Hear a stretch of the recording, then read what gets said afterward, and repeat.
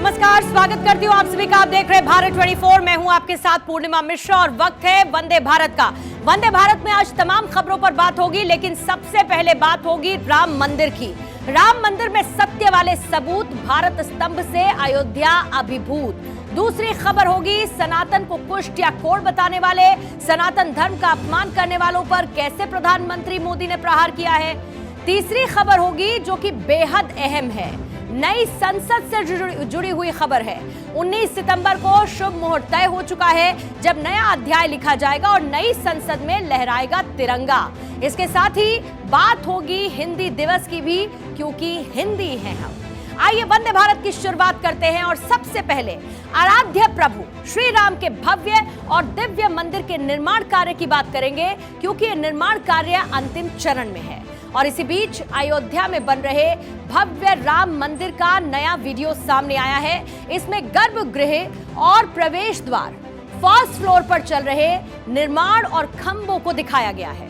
इसके साथ ही ground floor की दीवारों पर उकेरी गई मूर्तियों और नक्काशी को कारीगर फाइनल टच देते हुए नजर आ रहे हैं। दूसरी तरफ भारत का नया स्मृति चिन्ह राम मंदिर को समर्पित किया गया है, जो कि भारत स्तंभ की शक्ल में दिखाया गया है। अयोध्या के राम लला को समर्पित भारत स्तंभ, राम मंदिर को समर्पित किया गया स्मृति चिन्ह, और भारत स्तंभ को कार सेवकपुरम में सुरक्षित रखा गया है। ये डिटेल्स इस वक्त आपके सामने आ चुकी हैं। इसमें डेवलपमेंट क्या क्या हुआ है। मूर्तियों और मंदिर के ग्राउंड फ्लोर को फाइनल टच दिया गया है और इसी साल दिसंबर तक निर्माण कार्य पूरा हो जाएगा। 30 सितंबर से 15 अक्टूबर तक शौर्य यात्रा निकलेगी और 22 जनवरी में रामलला का प्राण प्रतिष्ठा का कार्यक्रम होगा। रामलला अपने भव्य मंदिर में विराजमान हो जाएंगे और त्रेता युग की जो झलक अयोध्या में देखने को मिलेगी, इसके लिए राम मंदिर ट्रस्ट ने तैयार कर लिया है खास प्लान। 2000 साल पुराने साक्ष्य राम भक्त देख सकेंगे। मंदिर परिसर में खुदाई के दौरान प्राचीन अवशेष मिले हैं। अमलक, शंख, खंडित मूर्तियां, देवी देवताओं की प्रतिमा, नक्काशीदार पत्थरों के दर्शन राम भक्त कर सकेंगे और ये खास तैयारी अयोध्या के लिए की गई है। राम मंदिर में सत्य वाले सबूत।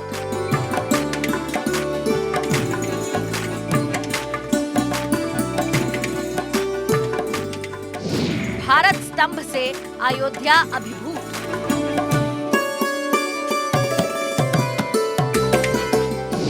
नए भारत का नया स्मृति चिन्ह।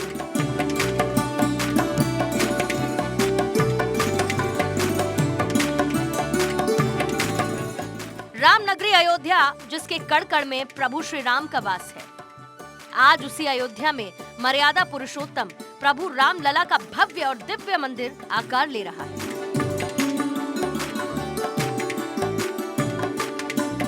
ये है भारत का नया स्मृति चिन्ह, जिसकी तस्वीरें भारत 24 आपको एक्सक्लूसिव दिखा रहा है। सबसे पहले अयोध्या के राम लला को समर्पित भारत लिखा हुआ ये स्तंभ अयोध्या से लेकर दिल्ली तक सुर्खियों में बना हुआ है। रामनगरी के कार सेवकपुरम में राजस्थान से एक श्रद्धालु ने भारत लिखा हुआ स्तंभ श्री राम जन्मभूमि को समर्पित किया है। गोलाकार स्तंभ के मध्य में भारत लिखा हुआ है, जबकि इसके ठीक ऊपर अशोक स्तंभ का चक्र बना हुआ है। ठीक नीचे एक भारत श्रेष्ठ भारत लिखा हुआ है, जबकि ऊपर हमारा देश हमारा नाम लिखा हुआ है। उधर रामलला की प्राण प्रतिष्ठा की तैयारियां युद्ध स्तर पर चल रही हैं। प्राण प्रतिष्ठा कार्यक्रम को लेकर अयोध्या में मैराथन बैठक भी चल रही है।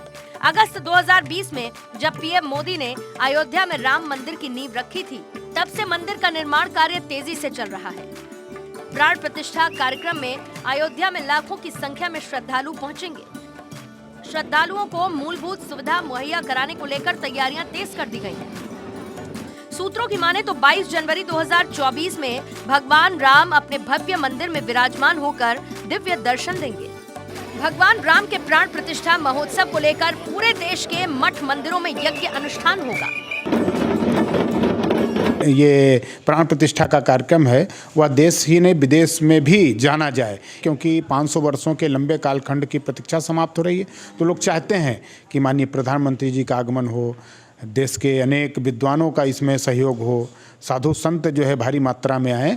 इसी बीच श्री राम जन्मभूमि तीर्थ क्षेत्र ट्रस्ट के महासचिव चंपत राय ने सोशल मीडिया पर राम जन्मभूमि परिसर में की गई खुदाई के दौरान मिले प्राचीन अवशेषों की एक तस्वीर साझा की है, जिसकी चर्चा पूरे देश में हो रही है।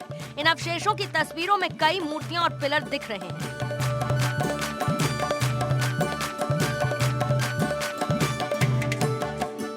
बताया जा रहा है कि अवशेष 2000 साल पुराने हैं। अवशेषों की संख्या करीब 50 है। इसमें 8 टूटे खंबे, 6 खंडित मूर्तियां, 5 से 6 मिट्टी के बर्तन और 6 से 7 कलश हैं। ये 21 साल पहले यानी कि 2002 में एएसआई टीम को खुदाई के दौरान मिले थे।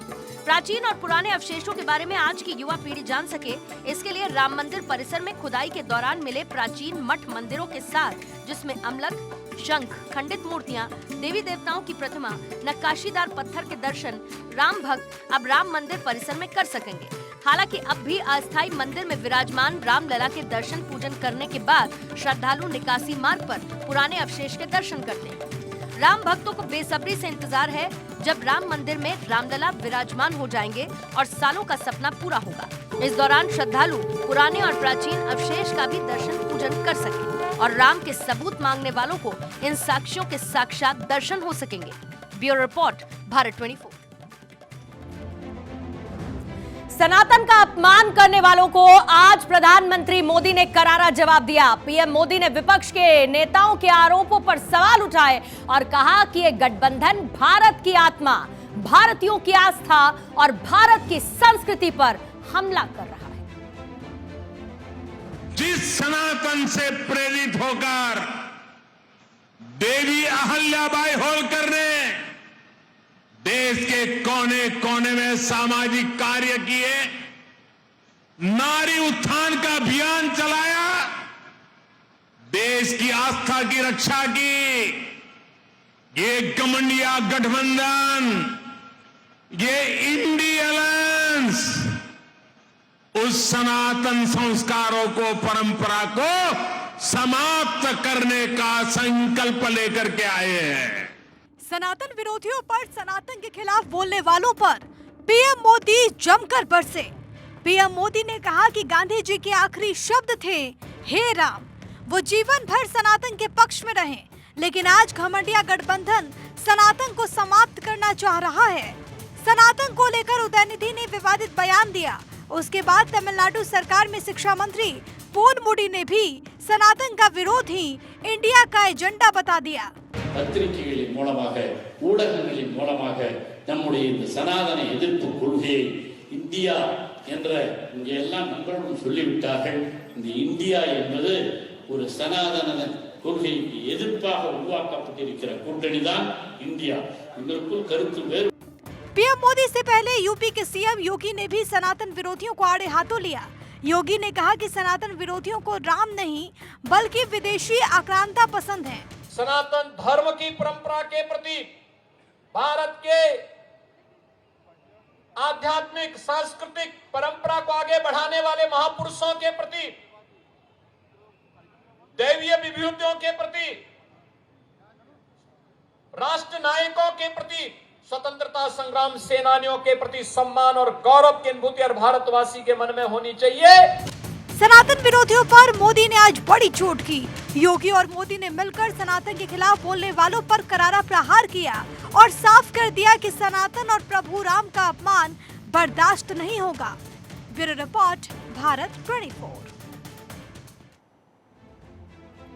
19 सितंबर को शुभ मुहूर्त तय हो चुका है। संसद के नए भवन के गृह प्रवेश की यही तारीख तय हुई है और उससे पहले यानी कि 17 सितंबर को नए संसद भवन में तिरंगा फहराया नजर आएगा।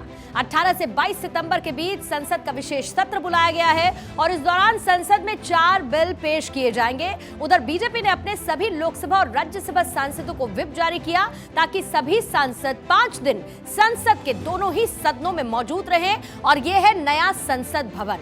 इसी तरीके का ये संसद भवन, तारीख होगी 17 सितंबर और इस संसद भवन पर तिरंगा फहराता हुआ आपको नजर आएगा। अगले दिन यानी कि 18 सितंबर को पुराने संसद भवन में सत्र की शुरुआत होगी और 19 सितंबर को यानी कि ठीक दूसरे दिन ये जो नया संसद भवन है इसमें पूजा पाठ होनी है, क्योंकि प्रवेश होना है।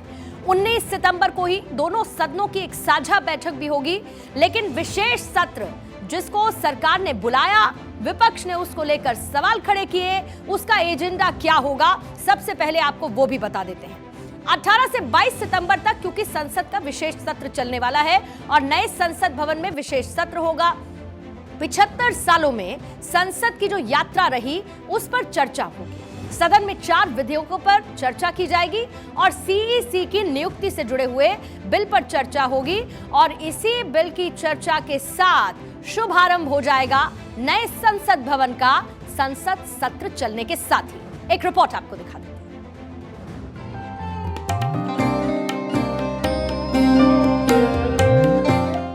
19 सितंबर को शुभ मुहूर्त तय हो चुका है। संसद के नए भवन के गृह प्रवेश की तारीख तय हुई है, यानी इसी दिन से नए संसद भवन में कार्यवाही शुरू होगी और ये दिन बेहद खास है, ऐतिहासिक है। नए संसद में नया अध्याय लिखा जाएगा। 17 सितंबर को नए संसद भवन में तिरंगा फहराया जाएगा। इसी दिन यानी कि 17 सितंबर को प्रधानमंत्री नरेंद्र मोदी का जन्मदिन भी है और विश्वकर्मा पूजा भी। इन दोनों अवसरों पर विशेष सत्र शुरू होने से ठीक एक दिन पहले औपचारिक तौर पर तिरंगा फहराने की योजना बनाई गई। विश्वकर्मा पूजा के मौके पर हर निर्माणाधीन इमारत में पूजा का आयोजन होता है, लेकिन इस बार संसद की नई इमारत में तिरंगा फहराने का कार्यक्रम रखा गया। केंद्रीय लोक निर्माण विभाग ने नई इमारत का निर्माण किया है और इस विभाग ने 3 औपचारिक प्रवेश द्वारों में से एक गज द्वार के सामने राष्ट्रीय ध्वजारोहण समारोह की तैयारी शुरू कर दी गई है। संसद की नई इमारत में इस तरह का पहला और औपचारिक ध्वजारोहण होगा। 18 से 22 सितंबर के बीच संसद का विशेष सत्र बुलाया गया। इस दिन संसद में 4 बिल पेश किए जाएंगे। उधर बीजेपी ने अपने सभी लोकसभा और राज्यसभा सांसदों को व्हिप जारी किया है ताकि सभी सांसद 5 दिन संसद के दोनों सदनों में मौजूद रहें। सत्र के पहले दिन यानी कि 18 सितंबर को राज्यसभा में 75 सालों की संसदीय यात्रा, उपलब्धियां, अनुभव, यादों और सीख पर चर्चा होगी। INDIA गठबंधन से जुड़ी पार्टियां कई बिल का विरोध करने की तैयारी में है। देखो इनकी दिक्कत क्या है, कभी एजेंडे पे सवाल, कभी ड्रेस पे सवाल, कभी जो है वो संसद पे बवाल। तो अरे भैया इन सवाल बवाल इनसे बाहर निकलो और कुछ पॉजिटिव और कुछ सकारात्मक चीज़ों के साथ आप संसद के अंदर आओ और सवालों और डिबेट में पार्ट करो। जो है वो डिसीजन जो हो उस पर भी पार्टिसिपेट करो। वो तो करोगे नहीं, डिस्ट्रप्शन में आपका विश्वास है। एजेंडा जब देखा तो लगा कि भाई इसमें ऐसा क्या है जो विंटर सेशन तक प्रतीक्षा नहीं कर सकता था। तो कुछ ऐसा है जो साझा नहीं किया गया और जो छिपाया जा रहा है। जो भी हो, जो सीईसी का बिल है उसका हम पुरजोर विरोध करेंगे। It's very, very disappointing because we really go to Delhi for some good work, good discussions, good debates and something that we can all contribute towards building a strong nation with good policies. But that doesn't seem to be happening in Delhi in this government, unfortunately. नए भवन में कामकाज अभी शुरू होना है। सूत्रों की माने तो ध्वजारोहण के बाद ही संसद में कामकाज शुरू हो सकेगा, क्योंकि देश के फ्लैग कोड के अनुसार किसी भी सरकारी इमारत को राष्ट्रीय ध्वज फहराने के बाद ही ये दर्जा मिल पाता है। नई संसद में आयोजित होने वाला पहला सत्र होगा, जिसका उद्घाटन 28 मई को पीएम मोदी ने किया था, लेकिन मॉनसून सत्र संसद की पुरानी इमारत में ही हुआ। नई संसद को 970 करोड़ रुपए की लागत से बनाया गया है। ये सेंट्रल विस्टा प्रोजेक्ट का हिस्सा है। वहीं नई संसद के लिए ड्रेस कोड भी लागू होने वाला है, जिसके लिए संसद भवन के कर्मचारियों के लिए नई पोशाक बनाई जा रही है। ये ड्रेसेस भारतीयता से प्रेरित होंगी। संसद भवन के मार्शल अब सफारी सूट की जगह क्रीम कलर का कुर्ता और पैजामा पहन सकते हैं। वहीं पीटीजी की ड्रेस भी बदली जाएगी। सभी महिला कर्मचारी नए डिजाइन की साड़ियां पहन सकती हैं। हालांकि संसद में इस ड्रेस कोड को लेकर भी सियासत खूब हो रही है। Bureau report, Bharat 24।